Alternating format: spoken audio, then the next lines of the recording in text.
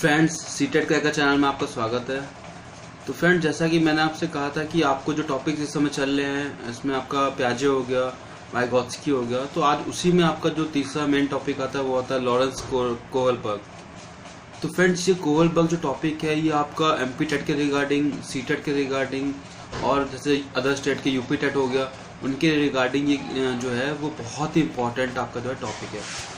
तो फ्रेंड, इस वीडियो को आप जो है शुरू से लेकर आखिर तक ध्यान से देखिएगा, क्योंकि फ्रेंड्स लॉरेंस कोहलबर्ग का जो मैं टॉपिक पढ़ाऊंगा तो मैं टॉपिक जो है वो आपको पॉइंट वाइज पढ़ाऊंगा और जो मेरे पॉइंट होंगे वही आपके जो है क्वेश्चन होंगे इंपॉर्टेंट। ठीक है, मतलब जो मैं पॉइंट बता रहा हूँ वही जो अगर है एज ए क्वेश्चन पुट होते हैं किसी भी टेट कंपटीशन में।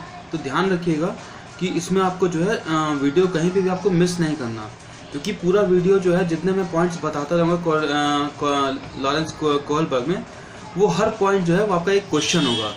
और जब ये वीडियो की आखिरी में जब हम जाएंगे तो वहाँ पे मैं आपको है इसके इंपॉर्टेंट क्वेश्चन और प्रीवियस ईयर क्वेश्चन भी कराऊंगा। ठीक है फ्रेंड्स, तो आइए स्टार्ट करते हैं लॉरेंस कोहलबर्ग। तो फ्रेंड, सबसे पहले ये ध्यान रखते हैं कि बहुत ही इंपॉर्टेंट क्वेश्चन इसमें पुट होता है कि लॉरेंस कोहलबर्ग का जो है वो सिद्धांत किस पे आधारित था। तो ध्यान रखिएगा कि जिस तरह जीन प्याजे साहब का सिद्धांत था वो मानसिक संरचना पे या संज्ञानात्मक विकास हम कह लें, कॉग्निटिव डेवलपमेंट कह लें, उस पर आधारित था। और उसमें आपका वाइगोत्स्की साहब का जो था सिद्धांत वो आपका समाज के ऊपर आधारित था, तो सामाजिक सिद्धांत था वाइगोत्स्की साहब का। तो तीसरा इनका आता है लॉरेंस कोहलबर्ग साहब का।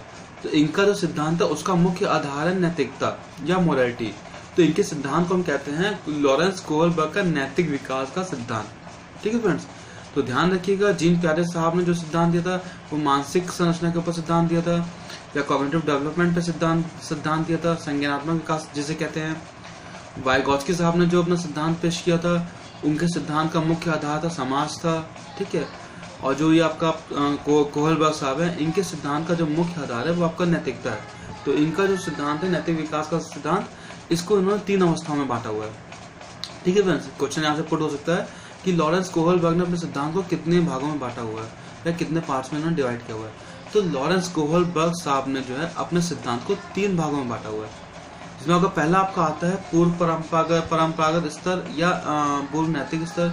दूसरा आता है परंपरागत स्तर या नैतिक स्तर, परंपरागत नैतिक स्तर।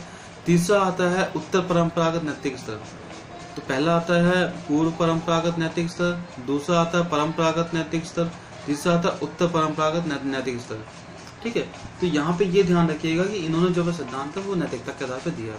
और फ्रेंड्स, इसमें आता है जैसे पूर्व परंपरागत स्तर जो है, जो पहला स्तर है इनका, इसको इन्होंने 2 भागों में बांटा है।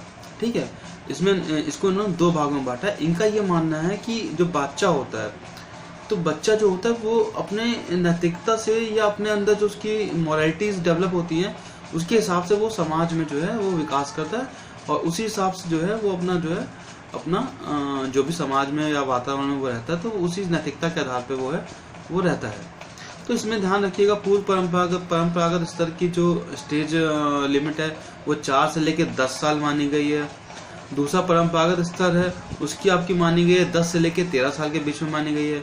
तीसरा आपका जो उत्तर परंपरागत है उसकी जो एज है वो 13 से लेकर 17 मानी गई है या 18 मानी गई है, क्योंकि 18 तक ही हम बाल विकास को मानते हैं। ठीक है, अब पूर्व परंपरागत स्तर या पूर्व नैतिक स्तर में क्या होता है कि इसमें आपको मैं बताता हूँ कि पॉइंट वाइज मैंने आपको कहा था मैं बताऊंगा, तो पॉइंट वाइज सुनिए। पूर्व परंपरागत स्तर को जो है वो 2 भागों में बांटा गया है। पहला दंड तथा आज्ञा पालन अभिमुखता, और दूसरा बांटा गया आत्म अभिरुचि तथा प्रतिफल अभिमुखता। पहला जो बांटा गया है दंड तथा आज्ञा पालन अभिमुखता, पनिशमेंट एंड ओबीडियंस ओरिएंटेशन। ठीक है, और सेकंड वन है आपका आत्म अभिरुचि तथा प्रतिफल अभिमुखता, जिसे हम self interest and reward orientation कहते हैं। ठीक है, तो इसमें जो इन्होंने पहला स्तर बताया है पूर्व परंपरागत स्तर, इसका जो पहला पार्ट बताया दंड तथा आज्ञा पालन अभिमुखता या पनिशमेंट एंड ओबीडियंस ओरिएंटेशन जो इन्होंने बताया है, इसमें इन्होंने ये कहा है कि बालक कुछ भी जो है वो जो भी वो मतलब समाज में जो नैतिकता का परिचय देता है वो कहीं ना कहीं जो वो नैतिकता का परिचय देता है उसके पीछे कहीं ना कहीं डर होता है। उस डर को में ये होता है कि उसको लगता है कि अगर मैंने इस तरह से अपना जो आचरण नहीं रखा तो मुझे इसका दंड मिलेगा। इसीलिए इसका पार्ट को कहा गया दंड तथा आज्ञा पालन अभिमुखता, इसका मतलब ये होगा कि दंड के डर से वो आज्ञा पालन करता है। ठीक है, मतलब दंड के डर से वो आज्ञा पालन करता है, तो इसे दंड तथा आज्ञा पालन अभिमुखता कहा गया। अब इसका दूसरा आता आत्म अभिरुचि तथा प्रतिफल अभिमुखता। तो self interest and reward orientation, इसके साथ साथ जो था वो बालक को ये भी होता है कि अगर मैं नैतिकता निभाऊंगा, अगर मैं अच्छा बना रहूंगा, अगर मैं अच्छा व्यवहार करूंगा तो मुझे इसके बदले में प्राइज मिलेगा। तो ये दो चीजें होती हैं कि जिसकी वजह से बालक जो है वो समाज में एक नैतिकता का परिचय देता है। पहला होता है दंड के भय से नैतिकता जो आती है, इसीलिए इसको दंड तथा आज्ञा पालन अभिमुखता कहते हैं या पनिशमेंट एंड ओबीडियंस ओरिएंटेशन कहते हैं। और दूसरा था आत्म अभिरुचि तथा प्रतिफल अभिमुखता, मतलब जो उसको खुद को पसंद है और दूसरी बात जिस नैतिकता के द्वारा उसको जो है वो प्राइज मिले या उसको कोई ऐसा मतलब सम्मान मिले जिसकी वजह से वो जो है वो अपने आप को पालन करता है इसका। तो ये हो गया आपका पहली स्टेज, पूर्व परंपरागत स्तर या पूर्व नैतिक स्तर। इसका दोनों जो स्टेज है, दंड एवं आज्ञा पालन अभिमुखता, आत्म अभिरुचि तथा प्रतिफल अभिमुखता, ये दोनों मैंने आपको बता दिया। अब आपका दूसरा आता है परंपरागत नैतिक स्तर। तो परंपरागत नैतिक स्तर का जो टाइम पीरियड माना गया वो 10 से लेकर 13 साल माना गया। तो क्वेश्चन पूछ सकता है कि 10 से लेकर 13 साल का जो है वो टाइम पीरियड किसके लिए माना गया। कोहलबर्ग साहब ने 10 से लेकर 13 साल के बीच का जो समय अवधि तय की है वो किसके लिए तय की है, तो उसका उत्तर होगा परंपरागत स्तर। ठीक है, परंपरागत नैतिक स्तर, ये ध्यान रखिएगा। अब इसमें जो है इसको भी इन्होंने जो है कि इसमें जो बताना क्या चाहते हैं वो मैं आपको बता रहा हूँ। इसी में आपको क्वेश्चन भी बताऊंगा कि बच्चे के इसमें जो है वो ये सोचते हैं कि चिंतन के माध्यम से निर्णय करता है। मतलब बालक जो होता है वो नैतिकता के साथ साथ चिंतन के माध्यम से जो है वो कहीं ना कहीं चिंतन के माध्यम से जो है वो अपनी कोई भी बात को कहता है या किसी भी बात को मनवाने की कोशिश करता है। ठीक है, अब इसमें इन्होंने इसको दो भागों में बांटा है। पहला है अधिकार संरक्षण अभिमुखता, जिसे हम कहते हैं लॉ एंड ऑर्डर ओरिएंटेशन। दूसरा आता है अच्छा लड़का या अच्छी लड़की, good boy and good girl. तो ये क्वेश्चन इसमें से आता है, good boy and good girl में से क्वेश्चन आता है, बहुत बार आया हुआ है। और पहला जो है लॉ एंड ऑर्डर ओरिएंटेशन, इसमें से भी क्वेश्चन आता है। ठीक है फ्रेंड्स, तो इसमें इन्होंने इनके कहने का मतलब ये है कि मतलब इसमें जो पहला इसमें दिया है ना लॉ एंड ऑर्डर ओरिएंटेशन या अधिकार संरक्षण अभिमुखता जो इन्होंने दी है या अधिकार संरक्षण अभिमुखता दी है, तो वो भी जो है इन्होंने कहा है कि इसमें जो बालक होता है वो कहीं ना कहीं वो जो है समाज में जो नैतिकता दिखाता है उसके पीछे कहीं ना कहीं उसको ये होता है कि मुझे समाज में एक अच्छा नागरिक बनना है। समाज के प्रति उसकी जवाबदेही बन जाती है कि मुझे समाज में रहना है तो मुझे यहाँ पे अपना सही रहना है ताकि मैं यहाँ पे अपना अच्छा बना रहूँ। तो इसमें ये कहते हैं कि जो भी व्यवस्था चल रही होती है, जो भी उस समय की व्यवस्था चल रही होती है, उसको जो है ये अपना उस जो ऑर्डर होता है या जो लॉ होता है उसके हिसाब से अपना कुछ चलाता है। ठीक है, मतलब समाज में कोई परंपरा चल रही है तो ये उसी परंपरा को अपना लेता है। कहने मतलब ये है। दूसरा था अच्छा लड़का या अच्छी लड़की। अब अच्छा लड़का अच्छी लड़की का मतलब ये होता है कि बालक जो है वो अपने आप को अच्छा दिखाने के लिए वो दूसरे को भी सम्मान देता है, क्योंकि उसको ये समझ में आता है कि अगर मैं दूसरों को सम्मान दूंगा तो मेरे को भी सम्मान मिलेगा। इसलिए अच्छा लड़का अच्छी लड़की, एक लड़की जो है वो अच्छा बनना चाहती है और एक लड़का जो है वो अच्छा दिखाना चाहता है। तो ये होता है, वो अपने व्यवहार के द्वारा, अपने नैतिकता के द्वारा अपने अंदर के अच्छे इंसान को प्रदर्शित करना चाहते हैं। ठीक है, अब इसमें तीसरा आता है उत्तर परंपरागत नैतिक स्तर। ठीक है, अब ये जो इसकी एज मानी गई वो 13 साल से ऊपर मानी गई है। अब इसमें जो उन्होंने कहा है कोहलबर्ग जो मानते हैं कि जो नैतिक मूल्य होते हैं या हमारे जो आपका परंपरागत मूल्य होते हैं या जो हमारे चारित्रिक गुण होते हैं, तो वो अच्छे बुरे कार्य के संदर्भ में जो होता है वो हम उसी को द्वारा समाज में जो है वो हम अपने आप को स्थापित कर पाते हैं। ठीक है, तो इसमें इन्होंने क्या किया कि इसमें बालक जो होता है वो ऐसे नैतिकता प्रदर्शित करता है जिससे उसका जो है समाज में और उसके राष्ट्र में उसका जो है वो एक स्थापन हो जाए, मतलब उसके राष्ट्र में और जो उसका समाज है उसके अंतर्गत जो है वो अपना जो है समाहित हो जाए। तो इसको भी इन्होंने दो भागों में बांटा हुआ है। पहला बाता है सामाजिक अनुबंध अभिमुखता या जिसे हम सोशल कॉन्ट्रैक्ट कहते हैं। दूसरा आता है सार्वभौमिक नैतिक सिद्धांत अभिमुखता या जिसे हम यूनिवर्सल एथिकल प्रिंसिपल ओरिएंटेशन कहते हैं। इसमें आपका जो उत्तर परंपरागत स्तर है, इसमें आपका पहला आता है सामाजिक अनुबंध अभिमुखता सोशल कॉन्ट्रैक्ट कहते हैं। दूसरा आता है सार्वभौमिक नैतिक सिद्धांत अभिमुखता, यूनिवर्सल एथिकल प्रिंसिपल ओरिएंटेशन। अब इसके अंदर क्या आता है वो मैं आपको बताता हूँ कि जो वो होता है सामाजिक अनुबंध अभिमुखता। सामाजिक अनुबंध अभिमुखता जो होता है तो उसके में क्या होता है कि बच्चा जो होता है समाज में जो कुछ भी रीतियां चली आ रही हैं, प्राचीन काल से जो रीतियां चली आ रही हैं वो ये सोचता है क्या इसमें बदलाव करने की कोई जरूरत है। तो वो ये इसका विचार करता है कि इसमें क्या बदलाव की जरूरत है। अगर उसमें कोई बदलाव की जरूरत नहीं महसूस करता तो वो उसी जो है सामाजिकता को या उसी नैतिकता को अपना लेता है। ठीक है। उसके बाद दूसरा ऑप्शन है सार्वभौमिक नैतिक सिद्धांत अभिमुखता या यूनिवर्सल एथिकल प्रिंसिपल ओरिएंटेशन। तो इस अवस्था में जो बालक होता है वो अपना जो है वो अपने आप को एक आदर्श के रूप में स्थापित करना चाहता है। मतलब कहने का मतलब ये है कि वो अपना जो सेल्फ अंतःकरण होते हैं, जो अपने सेल्फ उसका जो सेल्फ मोटिवेशन होता है या जो वो खुद होता है, सेल्फ जो वो खुद होता है, वो समाज में ये वो ऐसे नैतिक मूल्य अपनाना चाहता है कि जो सार्वभौमिक हों, जिससे पूरे यूनिवर्स का जो है वो भला हो सके। वो अपने आप को ऐसे प्रदर्शित करता है कि जैसे उसमें मैच्योरिटी आ गई है। तो ये इसे मैच्योरिटी लेवल भी कहते हैं कि बालक में जो मैच्योरिटी दिखती है वो हमें उसमें दिखती है, उत्तर परंपरागत नैतिक स्तर में दिखती है और सार्वभौमिक नैतिक सिद्धांत अभिमुखता के अंतर्गत हमें वो चीज दिखती है। ठीक है फ्रेंड, तो ये आपका टॉपिक जो है ये लॉरेंस कोहलबर्ग का जो मुख्य मोस्ट इम्पॉर्टेंट पार्ट है ये आपका यहाँ पे खत्म होता है। ये पार्ट यहाँ पे खत्म होता है और इसके अलावा भी कुछ पार्ट है वो भी मैं बता रहा हूँ आपको। तो फिर से रिवीजन करा रहा हूँ मैं आपको, इसका क्वेश्चन कहाँ आएंगे वो बता रहा हूँ। लॉरेंस कोहलबर्ग का नैतिक विकास की अवस्था का सिद्धांत, इसको इन्होंने 3 भागों में बांटा है। पूर्व परंपरागत नैतिक स्तर, परंपरागत नैतिक स्तर, उत्तर परंपरागत नैतिक स्तर। पूर्व परंपरागत नैतिक स्तर को इन्होंने 2 भागों में बांटा है, दंड तथा आज्ञा पालन अभिमुखता, पनिशमेंट एंड ओबीडियंस ओरिएंटेशन। दूसरा इसका जो सब पार्ट है वो है आत्म अभिरुचि तथा प्रतिफल अभिमुखता या जिसे हम self interest and reward orientation कहते हैं। ये 2 पार्ट हो गए इसके।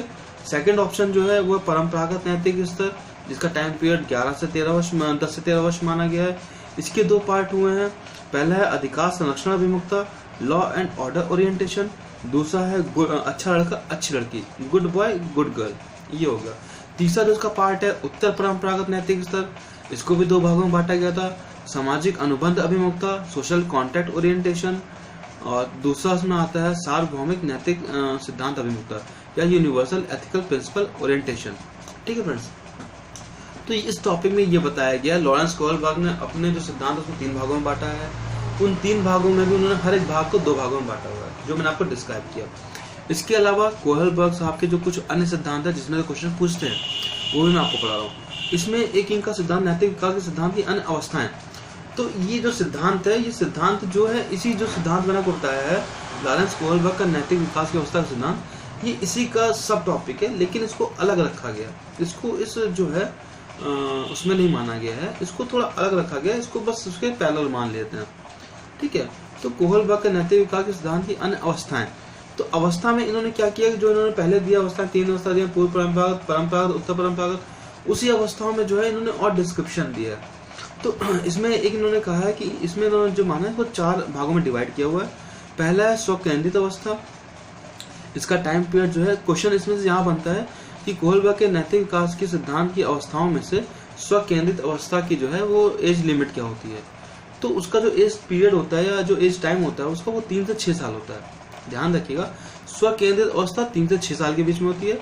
अब स्वकेंद्रित अवस्था क्या होती है कि इसमें जो बालक होता है वह उन्हीं व्यवहारिक क्रियाओं को करता है जो उससे खुद को अच्छी लगती हैं। ठीक है, बालक उन्हीं क्रियाओं को करता है जो उनको खुद को अच्छी लगती है। इसी चीज को जो है वो आपका जीन प्यारे साहब ने बताया था, पहली स्टेज जो बताई थी उन्होंने, जो उन्होंने पहली स्टेज बताई थी कि उसकी जीन प्यारे साहब की जो पहली उसमें स्टेज थी शैशवावस्था में, तो उन्होंने इसमें भी यही बताया था कि बच्चा आत्म केंद्रित होता है, बच्चा सेल्फ जो है वो ओरिएंटेशन होता है। तो वही चीज इन्होंने बताई, लेकिन नैतिकता के आधार पर कि पहला उन्होंने बताया स्वकेंद्रित अवस्था। तो ये अवस्था 3 से लेके 6 वर्ष की मानी जा गई है। इस अवस्था में बालक जो है वो सेल्फ के बारे में सोचता रहता है या फिर बालक वही क्रियाएं करता है जो उसको खुद को अच्छी लगती है और जिससे समाज का कोई अहित नहीं होता। ठीक है, अब इसी में आता है परंपराओं को धारण करने वाली अवस्था। तो जाहिर सी बात है जब फ्रेंड्स वो पहले जो है, जब बच्चा कुछ नहीं जानता, जो परिवार से सीखता है, तो उसके बाद जब वो आगे समाज का बढ़ता है, या परिवार जो में जब वो आगे समाज में बढ़ता है, तो वो उन चीज़ों को अडॉप्ट करना शुरू कर देता है। ठीक है, पहले बच्चा क्या होता है, वो खुद पे बेस्ड रहता है, सेल्फ ओरिएंटेशन होता है। दूसरे में क्या होता है, परंपरा को धारण करने वाली अवस्था, कि वो जो है समाज में चले आ रही जो नैतिकता है उसको अडॉप्ट करता है। ठीक है फ्रेंड, तो इसकी जो एज टाइम पीरियड की है वो 7 से 11 वर्ष मानी गई है। तीसरा माना गया आधारहीन आत्मचेतना अवस्था। तीसरा है आधारहीन आत्मचेतना अवस्था। तो ये अवस्था जो इन्होंने जोड़ी है, ये इन्होंने इसका टाइम पीरियड माना 13 साल से ऊपर, मतलब किशोरावस्था में पहुंच गया बच्चा, तो उन्होंने उसका पीरियड जो माना वो 13 साल के ऊपर के बच्चे को माना है इसमें। आधारहीन आत्मचेतना अवस्था क्या होती है ये बताता हूँ। आधारहीन आत्मचेतना अवस्था जो होती है, वो बालक जो होता है कि जब आप जानते हो किशोरावस्था को तूफान की अवस्था कहा गया है, तो बालक में जब वो अपने ऊंचाइयां छूने की कोशिश करता है या बुलंदियां छूने की कोशिश करता है, या उसका शारीरिक और मानसिक विकास अपनी ऊंचाइयों पे पहुंचने लगता है, तो वो ऐसा मतलब उसको लगता है कि एक अहम आ जाता है उसके अंदर, एक ईगो आ जाती है कि ये मैं जैसा आचरण कर रहा हूँ ये आचरण ही सही है और इसी को सबको मानना चाहिए। ठीक है, तो उसमें ये होता है कि इस चीज़ को करने के लिए वो होता है, वो स्वयं से असंतुष्ट होता है। स्वयं से असंतुष्ट का मतलब क्या होता है कि वो ये समझता है कि बस मैं हूँ और समाज में कई चीज़ें गलत चल रही हैं, लेकिन इसके पीछे कोई तर्क नहीं दे पाता अपने आप को। तो इस ऐसी दशा को हम कहते हैं आधारहीन आत्मचेतना अवस्था, कि बालक जो है वो सेल्फ से मोटिवेट तो है, लेकिन उसको ये नहीं मालूम है कि जो वो सोच रहा है, जो वो करना चाहता है, वो सही है कि नहीं है। ठीक है, अब इसमें चौथा आता है आधार युक्त आत्मचेतना अवस्था। तो ये जो होता है ये नैतिकता की चरम सीमा कहा गया। क्वेश्चन यहाँ से बनेगा कि कोहलबर्ग के अनुसार नैतिकता की चरम अवस्था किसे कहा गया है। तो नैतिक अवस्था कोहलबर्ग के अनुसार नैतिक की चरम अवस्था जो माना गया है वो आधार युक्त आत्मचेतना अवस्था को माना गया है। ठीक है फ्रेंड्स, तो इसमें क्या इसका जो मेन उसका वो है वो ये होता है कि बालक जो है समाज में कोई भी आचरण करता है या कोई भी नैतिकता करता है, उसके पहले वो पूरा उस चीज़ के लिए सोच लेता है कि यार मैं जो करने जा रहा हूँ ये सही है कि नहीं है। वो भली भांति उसको इंट्रोस्पेक्ट करता है, वो भली भांति जो है उसको जो है वो अपने आप को पहले कोई भी काम करने से पहले अपने आप को जो है वो पूरी तरह से देख लेता है कि ये काम सही है कि नहीं सही है। अगर सही होता तभी काम करता है, अगर सही नहीं लगता तो उस काम को नहीं करता वहाँ पर। तो यहाँ पे बालक खुद ही जो है वो सही चीज करने के लिए प्रयास करता है। इसे आधारयुक्त आत्मचेतना अवस्था कहा गया है। ठीक है फ्रेंड्स, अब जैसा कि मैंने आपसे कहा था कि मैं इसमें आपको प्रीवियस क्वेश्चन कराऊंगा और मैं इंपॉर्टेंट क्वेश्चन भी कराऊंगा, तो वो पार्ट मैं आपको कराना चाह रहा हूँ। तो फ्रेंड्स, लेकिन वो पार्ट कराने से पहले मैं आपसे फिर कहना चाहूँगा कि अगर मेरे पढ़ाना आपको अच्छा लगता है, मेरे द्वारा सच बताए गए जो आपको टॉपिक्स हैं वो अच्छे लग रहे हैं, मैं लगभग हर टॉपिक पे आपको वीडियो दे रहा हूँ, आप मेरी प्लेलिस्ट में जाओ, हर तरह का टॉपिक आपको मिलेगा। आपको चाइल्ड डेवलपमेंट से सारे टॉपिक्स मिल जाएंगे, ईवीएस के सारे टॉपिक मिल जाएंगे, एनसीईआरटी मिल जाएगी पूरी, उसमें बुक जो है सीटेट के लिए एनसीईआरटी मिल जाएगी, और एमपी टेट के लिए जो आपको पूरा है उसमें आपको पेडागोजी मिल जाएगी। ठीक है, और आपका जो उसमें आपको मैथ्स पेडागोजी भी दूंगा, इंग्लिश पेडागोजी भी जल्द उसमें देने वाला हूँ, और आपका बच्चा उसमें आपका 5वां जो आपका बचता है हिंदी, तो हिंदी की पेडागोजी भी मैं उसमें दूंगा। तो फ्रेंड्स, मैं आपको ये कह रहा हूँ कि आपको ज़्यादा इधर उधर जाने की ज़रूरत नहीं है, आपको सब चीज़ यहाँ मिलेगी। बस उसके लिए आपको क्या करना है कि इस चैनल को सब्सक्राइब करना है, मेरे वीडियोस को लाइक करना है, उनको शेयर करना है, ताकि मेरे को मोटिवेशन मिले, मैं यूट्यूब पे आपको और अच्छे वीडियो प्रोवाइड कर सकूँ फ्रेंड्स। ठीक है फ्रेंड्स, और अब इसमें हम कराते हैं most important question and previous year questions का कराते हैं आपको। ठीक है, अब इसमें जो है इसमें ध्यान से सुनिएगा, आंसर अपने आप सोचते रहेगा, आपको मालूम है टॉपिक पूरी तरह पढ़ा तो आप हर क्वेश्चन का आंसर देते जाओगे। ठीक है, इसमें ये माना क्वेश्चन आपका आता है कि कोहलबर्ग के अनुसार सही और गलत के बारे में बच्चे डैश चिंतन करते हैं। क्वेश्चन फिर सुनिए, कोहलबर्ग के अनुसार सही और गलत के बारे में बच्चे डैश चिंतन करते हैं। हमें वो चिंतन बताना है कि किस तरह चिंतन करते हैं, आपको नैतिकता के आधार पर बताना है। पहला ऑप्शन है अलग आयु में अलग तरीके से, ठीक है। दूसरा अलग चरणों में समान तरीकों से। तीसरा संदर्भ के अनुसार। चौथा अभिभावकों द्वारा प्रदत्त निर्देशों के अनुसार। तो इसमें जो जो ऑप्शन गलत होंगे पहले मैं उनको हटा रहा हूँ। ऑप्शन नंबर 4 पूरी तरह से गलत है, अभिभावकों द्वारा प्रदत्त निर्देशों के अनुसार वो नहीं करता। फिर नंबर 3 जो है संदर्भ के अनुसार, ये भी पूरी तरह से गलत है क्योंकि उसके अंदर संदर्भ नहीं, वहाँ बात नैतिकता की वो करता है। तीसरा है अलग चरणों में समान तरीके से, ये भी गलत है, वो अलग चरणों में करता है लेकिन अलग अलग तरीके से करता है। ठीक है, जैसे पूर्व नैतिक में वो जो है अपना अलग तरीके से करता है, उत्तर नैतिक में अलग तरीके से, और परंपरागत नैतिक स्तर में वो अलग तरीके से उसको रिएक्ट करता है। तो पहला ऑप्शन जो है अलग आयु में अलग तरीके से, तो पहला ऑप्शन जो उसका है वो ठीक है, अलग आयु में अलग तरीके से उसको जो है वो करता है। नेक्स्ट क्वेश्चन में आता है, अब देखिए क्वेश्चन बहुत सीधा सा है, नैतिक विकास की अवस्था के सिद्धांत के प्रतिपादक कौन है।